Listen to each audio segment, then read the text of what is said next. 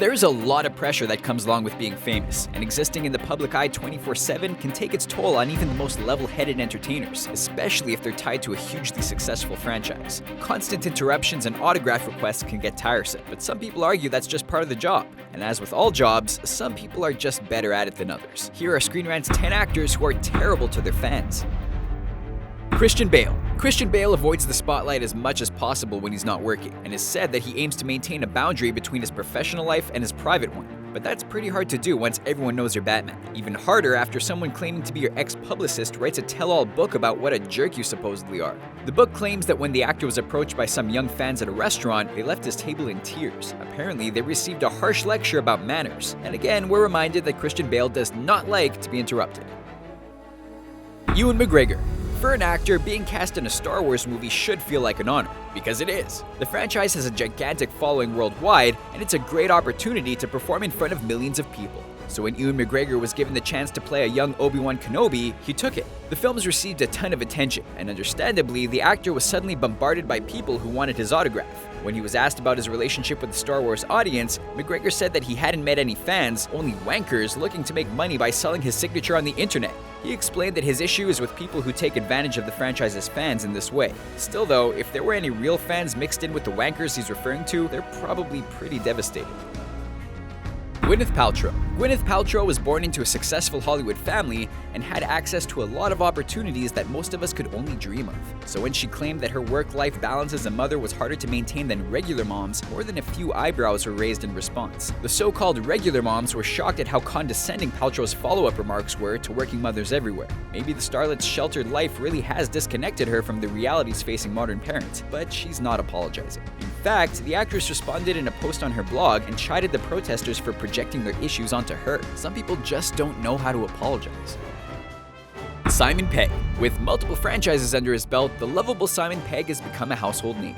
And when he took the role as Scotty in Star Trek, people were psyched. The second film, Star Trek Into Darkness, wasn't as well received as the first. When some Trekkies left the theater unimpressed, they did what most people do, took to the internet to express their opinions. Asserting that the movies were straying too far outside the canon, an online poll was created and Into Darkness was voted the worst Star Trek movie of all time. Ignoring the fact that the participant pool was almost definitely biased, reporters brought it up in countless interviews, and Simon Pegg was tired of hearing about it. The actor argued that people who didn't like the movie only felt that way because it was no longer exclusive to a niche market, not because it was bad. Finally, he ended his response with a big F you to the haters. Jesse Eisenberg.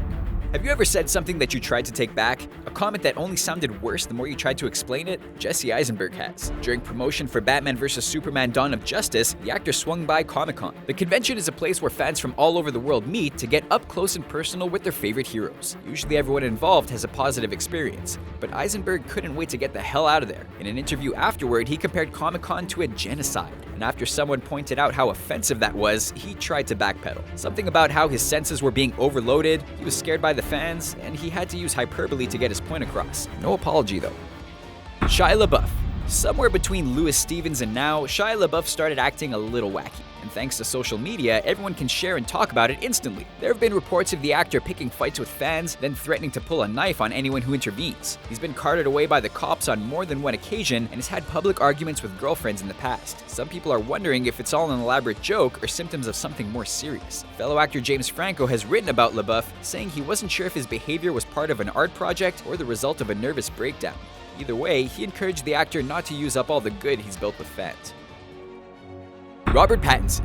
If you're gonna sign on to a 5-movie franchise, it's a good idea to make sure you enjoy playing your character, because you're gonna be spending a lot of time in their shoes. But this is something Robert Pattinson completely overlooked when he agreed to play the big screen version of Edward Cullen from the Twilight book series. The movies were incredibly successful and brought in over $3 billion worldwide. A lot of that is thanks to a loyal fan base who followed the story from book to screen. But when the actor took a look at the first book in preparation, he said that it read like something that was written by a crazy person and published by mistake. As a further blow to Team Edward, Pattinson also talked about how much he disliked the character and compared the sparkly vampire with an axe murderer. Oh, and the nickname R-Pats? He hates that too. Alec Guinness. It seems the Obi-Wan Kenobis of the world are kind of a grumpy bunch, and one legendary tale regarding the actor who played him has been circulating for years. The story, detailed in Alec Guinness's book, says that a young fan and his mom approached the actor, and when the child told Obi-Wan that he'd seen the movie over 100 times, Guinness made him promise to never watch it again. Guinness's version has the story ending with the child running away crying, but a different perspective was brought to light from someone claiming to be the boy from the story. The alternate account says the actor was actually quite charming, and that they all shared a laugh after Guinness suggested the boy abstain from Star Wars. The author is also adamant that he never cried either. He just had something in his eye. This place can be a little rough.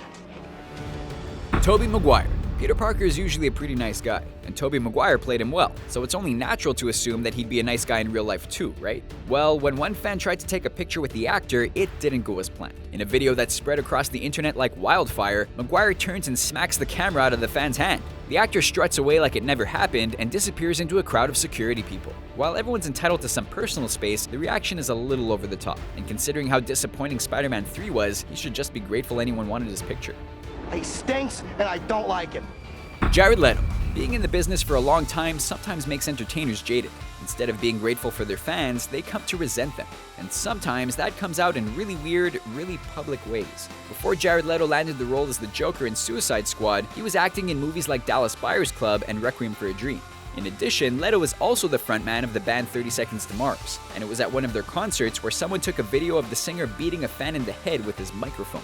Shortly after, another video surfaced of him doing the same thing to someone else at a different show. He also recently made headlines for sending some messed up gifts to his Suicide Squad castmates. Seems like no matter where he goes, Jared Leto is finding new ways to piss people off. So what do you think of our list? Did we miss any other actors who are terrible to their fans? Join the conversation in the comments below and subscribe to our YouTube channel for more videos like this one.